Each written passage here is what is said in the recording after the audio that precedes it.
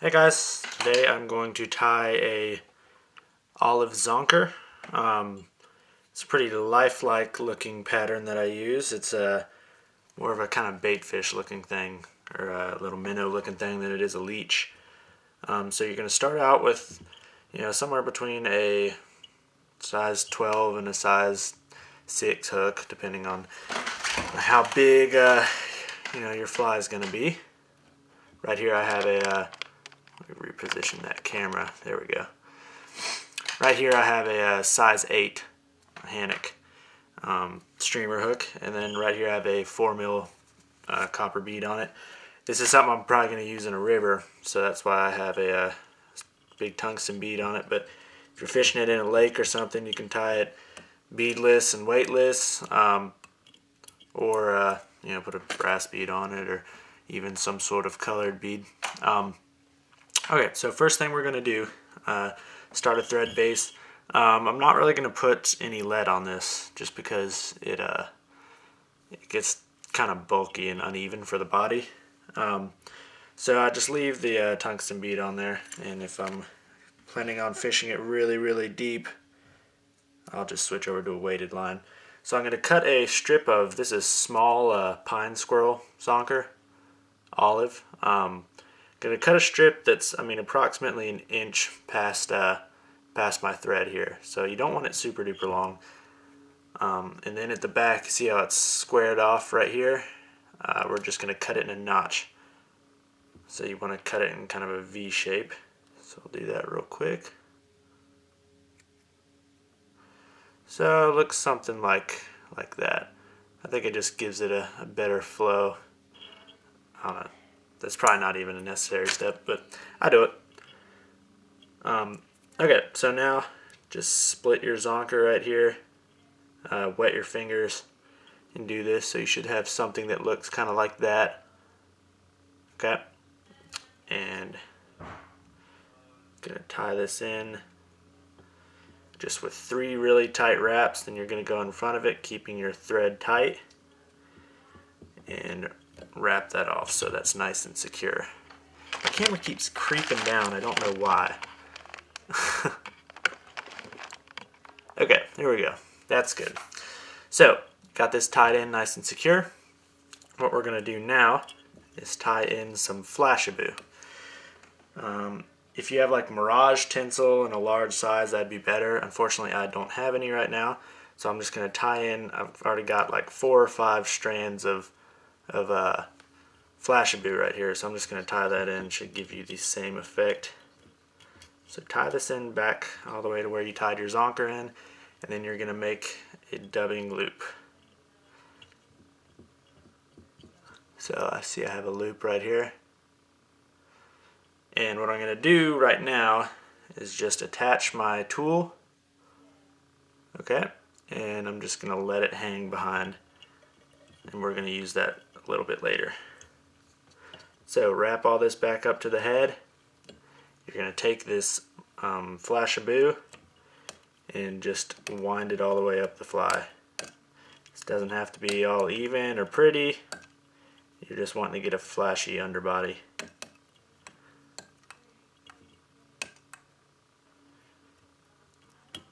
Okay, so something like that all the way up to the bead. Tie it in. Scissors are awful right now. And you should have something that looks kind of like that. So now is where you're going to use your dubbing loop. What I do now, there's several ways that you can dub this. What I like to do, if I can find my dubbing dispenser, which is somewhere around here. Here we go. Okay. So this is just white spectra dubbing that I'm using right now. I guess the technical name is oyster pearl, but it looks pretty white to me. And you can kind of play with your own color scheme. It's just what I think works the best in my opinion. So get a pretty sparse pinch of that. Get less than you think you need. And then you're going to get some red spectra dubbing. And you can use any kind of red dubbing. again, just play with your colors, see what works for you. This is just what I like. And get just a little pinch of this red, something like that. So that's what my rope looks like right now. Something like that.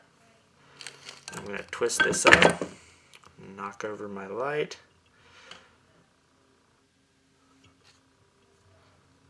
Okay, and then pick out all of my loose fibers from here. So you should be left with something that looks kind of like that.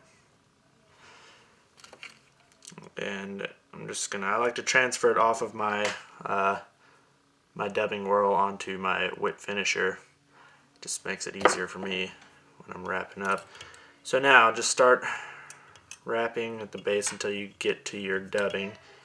And you're going to kind of just make not quite touching turns with this dubbing loop, just so that tinsel, that flashabou is shining through.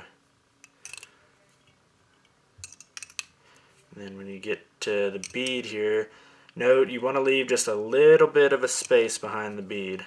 So don't pack dubbing in behind the bead. So something like this.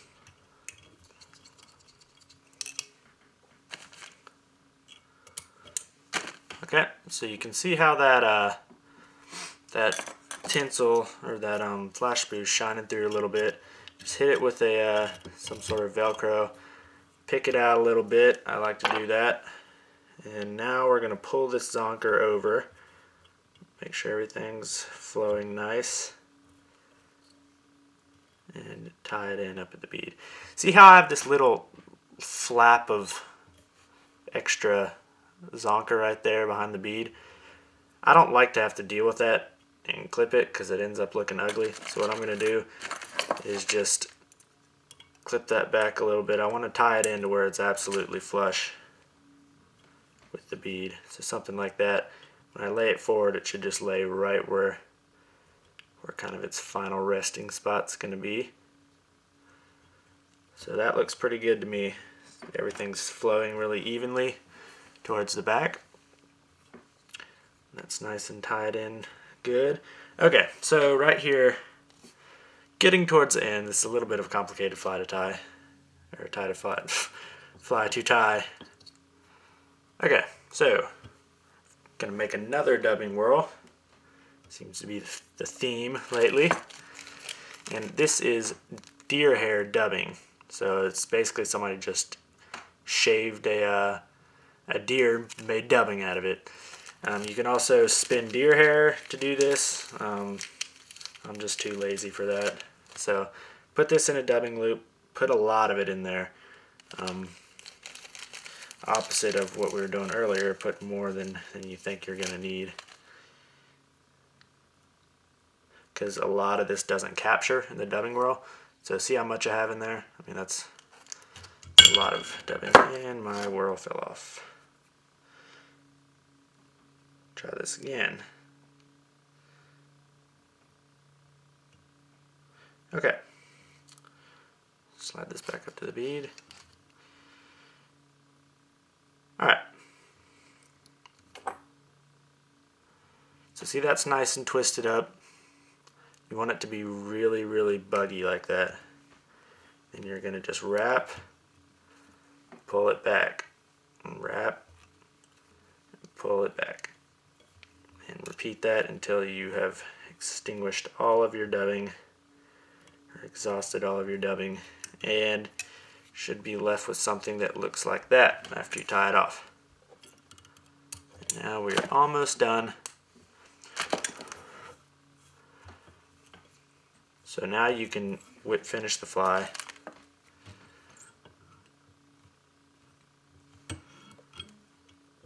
The reason I like to do this deer hair up front is that with the streamer you want it to look like what they're eating, and you want it to push a lot of water, meaning displace a lot of water as it's moving through the water itself, because you know, a trout's got a lateral line and it can pick up on vibrations, and that's a lot of predatory fish use that sense more so than their sight.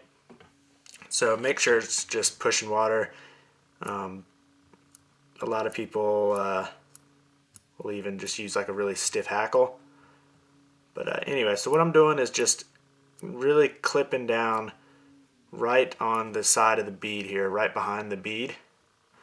Clipping that down real flush because I'm going to stick some eyes on here. And if you have a bunch of fibers going all over the place, it's not really going to want to stick too good. So now what I've got, I like to put oversized eyes on my my flies, just because, I don't know, I think it looks a little better, a little more realistic. It doesn't, I don't think it visually to the regular fly tyer or fisherman looks as good as smaller, more proportional eyes, but I think it'll fish better. So something like that is what I've got. So I've stuck them on both sides, as you can see. And now I'm going to get my clear cure goo or any kind of UV curing resin. And all you're going to do is just coat the whole eye and then brush it up onto the bead. So basically it's getting glued onto the bead and really no other part of the fly. So hit it with the light, a couple seconds. So that's pretty cured. That's not going to go anywhere. And then just repeat it on the other side. Make sure you coat the whole eye because really lets that holographic look come through, I think. And what I'll do usually is after I cure these the first time, I'll go and just repeat the process, cover the whole eye and cure it again. Just because there's nothing worse than when these things fall off, you have a lopsided fly, it kind of sucks. So just go through and coat everything again. Now that that's nice and stuck on there, I don't really do it individually. I can just go coat both of them. And hit them both with the light.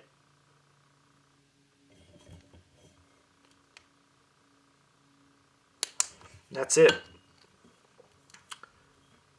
I think it's a pretty good looking pattern. Works pretty good. Again, if you want to fish this in a lake or a weightless pattern, you just don't add the bead. And I think honestly it looks better without a bead, but it fishes just fine with one as well. So I hope you guys catch some with it.